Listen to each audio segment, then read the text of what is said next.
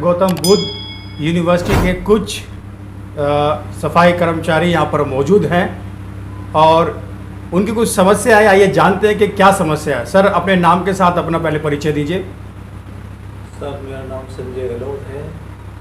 हम गौतम बुद्ध विश्वविद्यालय में करीबन 10 साल से कार्य कर रहे हैं और सर हमारी समस्या ये है कि हम सभी कर्मचारियों को अभी लॉकडाउन पीरियड में भी हमने यूनिवर्सिटी में पूरा योगदान दिया है और एस.एन. तिवारी जी यहाँ पे डिप्टी रजिस्ट्रार, जो एस.एन. तिवारी अभी फिलहाल रजिस्ट्रार पद पर हैं, अभी उन्होंने करीबन हमें जो है 160 करीब लोगों को बाहर निकाल दिया है। टोटल स्टाफ तो हमारा करीबन 471 लोग हैं जो सभी को बाहर निकाल दिया गया है। हम सफाई कर्मचारी करीबन 150 कर्मचारी हैं जो मतलब भूख से जूझ रहे हैं और 2 महीने से एस.एन. तिवारी जी ने इनका वेतन भी रोकवा दिया है। कह दिया है कि हम इन लोगों से भीख मंगवा के रहेंगे, ये उन्होंने कहा है। और कुछ लोग हमारे उनसे मिलने के लिए गए थे तो उनके साथ में दुर्व्यवहार किया है, अपशब्द का प्रयोग किया है और जातिवाचक सूचक शब्द भी इस्तेमाल किए हैं और ये कहा है कि मेरे न तो मोदी जी कुछ बिगाड़ेंगे न योगी जी कुछ करेंगे, जो आपको कुछ करना है आप करिए। तो सर हमारी आपसे यही विनती है कि सभी लोग जो जितने भी कर्मचारी हमारे बाहर बैठे हुए हैं, भूख जूझ रहे हैं, गर्मी से जूझ रहे हैं, तो सभी कर्मचारियों को जो है वापस लिया जाए, यही हमारा आप सभी से अनुरोध है। एस.एन. तिवारी जी का भी आपने नाम लिया है। एस.एन. तिवारी जी गौतम बुद्ध यूनिवर्सिटी में किस पोजीशन पर हैं? ये सर रजिस्ट्रार के पद पर है अभी। तो क्या वजह है कि जो आप लोगों से रंजिश निभाई जा रही है? ये सर हमारी रंजिश, उनसे कोई रंजिश नहीं है। हम तो 10-11 साल से यूनिवर्सिटी की सेवा कर रहे हैं, हमारी तो कोई रंजिश नहीं है, कुछ नहीं है। लेकिन ये एस.एन. तिवारी अपनी रंजिश पता नहीं क्या निकाल रहे क्या नहीं, ये तो हमें नहीं पता।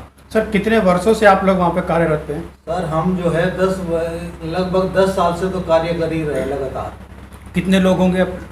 सर लोग तो हमारे जो रजिस्टर्ड लोग हैं, हमारे जो DLC के माध्यम से हैं, वो 108 लोग हैं और जो इन्होंने जो टेंडर चढ़ाया है वो भ्रष्टाचारी के तौर पे 243 लोगों का टेंडर ये यूनिवर्सिटी ने अपनी तरफ से चढ़ाया है।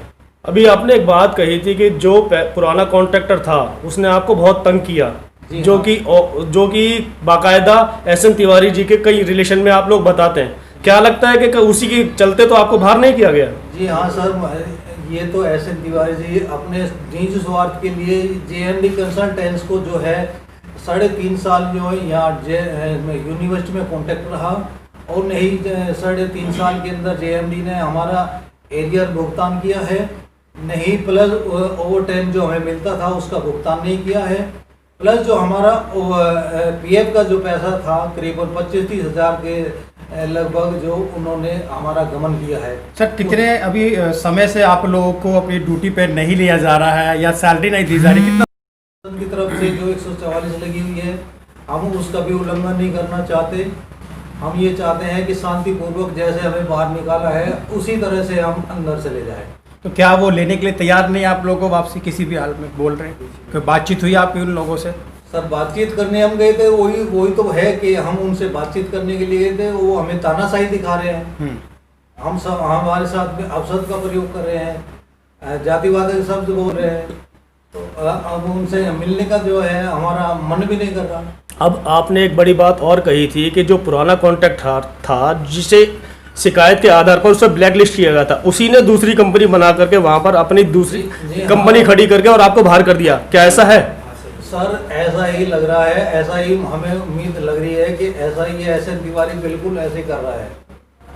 तो क्या आपने इसके अगेंस्ट में कोई शिकायत कहीं दर्ज कराई है? सर हम जो है लगातार इसकी शिकायत 2 साल से लगातार हम करते आ रहे हैं, लेकिन यूनिवर्सिटी प्रशासन हमारी अभी इस बात पे कोई सुनवाई नहीं कर रहा।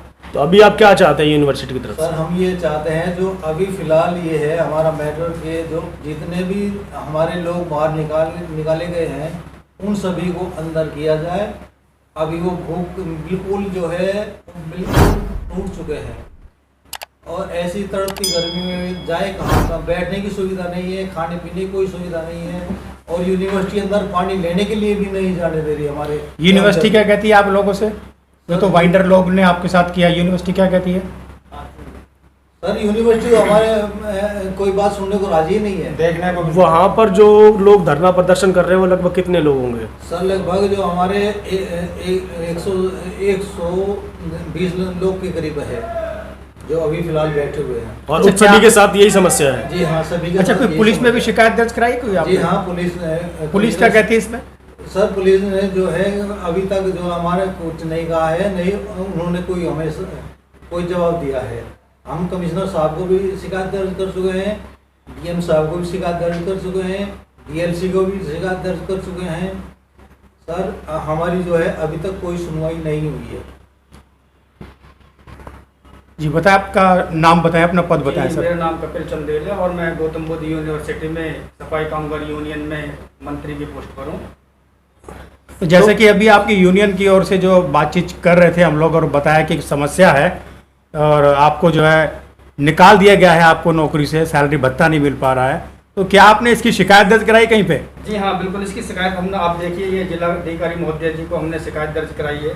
इसमें प्रतिलिपि में आप देखिए हमने शासन प्रशासन को अवगत कराया है, बट अभी तक कोई भी कार्रवाई नहीं हुई है शासन प्रशासन के द्वारा। ये शिकायत आपने कितने समय पहले कराई थी? ये सर हमने 15/6/2020 को मतलब 15 तारीख को ही मतलब अवगत कराया है शासन प्रशासन को। अभी तक क्या आश्वासन मिला, कुछ कार्रवाई हुई कोई क्या? आश्वासन नहीं मिला है, कोई कार्रवाई नहीं हुई है इसके माध्यम से। और इसके अलावा कहीं और शिकायत की हो आपने? जी, इसके अलावा हमने डीएलसी को भी, जो डिपार्टमेंट ऑफ लेबर कमिश्नर है, उनको भी शिकायत दर्ज की है। वहाँ से भी अभी कोई कार्रवाई आपको नहीं मिली ये है? अभी तक कोई कार्रवाई नहीं है। जो यहाँ के कमिश्नर साहब हैं उनको भी हमने अवगत कराया है। तो अवगत कराने के बाद अभी जो यूनिवर्सिटी के जो और अंदर जो अधिकारी है वो आपसे क्या सीधे बात कर रहे हैं या इस बारे में कुछ?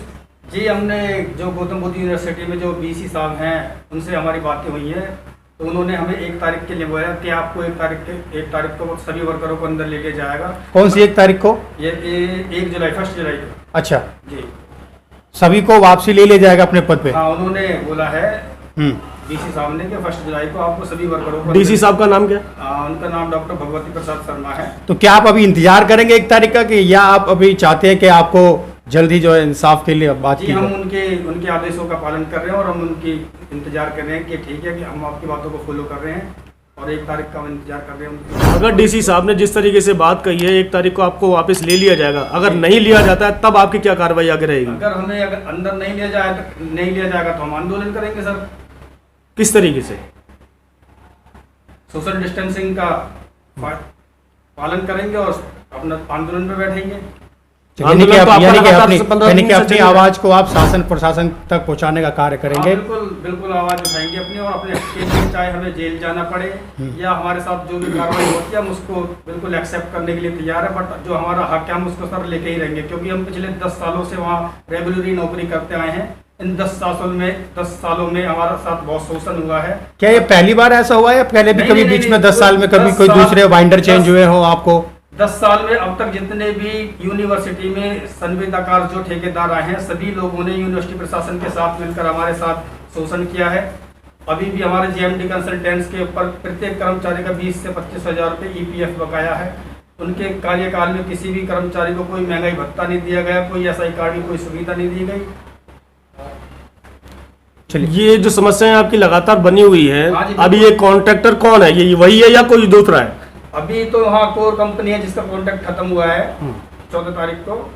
अभी वहाँ जो एसएन तिवारी जो रजिस्ट्रार साहब हैं, जो स्टैम्प रजिस्ट्रार पद पर तैनात हैं, वो एसएन तिवारी साहब जो है ये जेएमडी कंसल्टेंट्स को फिर से फॉलो कर रहे हैं, उनको फिर से दोबारा टेंडर देने की कोशिश कर रहे हैं जिससे कि हमारा फिर से दोबारा शोषण किया जाए। क्या ये जेएमडी कंपनी वही है जो आपसे पहले भी इसकी शिकायत कर चुकी है और वो ब्लैक लिस्ट हो चुकी है? हाँ, वो ब्लैक लिस्ट हो चुकी है। उसी को दोबारा से एसएन तिवारी फॉलो कर रहे हैं और उसी को दोबारा टेंडर दे के हमारा शोषण कराने की कोशिश कर रहे हुए हैं। शुक्रिया सर।